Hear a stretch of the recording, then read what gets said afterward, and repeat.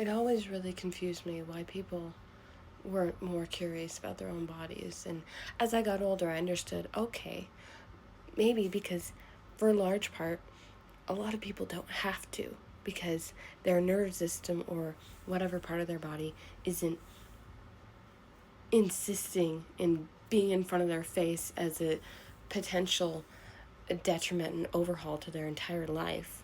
Okay, so most people have the luxury of ignoring understanding their body's language unless they actually have to. And I didn't really get that luxury as a kid. And since I noticed nobody around me was really curious about what I was experiencing unless it was time to call emergency services or looked really obvious, like I'd been walking around with my arm like this to my side for a while, and maybe it's time to yank it out and stretch it out, okay. But outside of that, nobody really asked me, like, what does it feel like? What's it like having one arm that can't really move or doesn't move well? And I would have told them, well, it's like being bilaterally calibrated. When I do something with my dominant side, my left side wants to do the same thing, even though it doesn't have that same calibrated ability to do that uniquely on its own.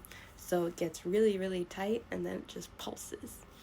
And eventually, I got kind of tired, if you will, somewhere in my psychology of just like experiencing that as pain. And I wanted to understand why my body is doing that. What moves when I do this? What doesn't move? How does it react when I do this? Why do I get a Charlie horse when I do this? And that started me on that trail of understanding my own body language.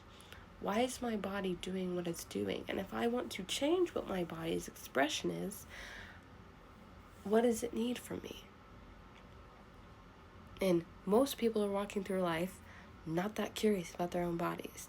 But imagine how their expression would change if they got that curious about doing the inner work. That is part of the inner work.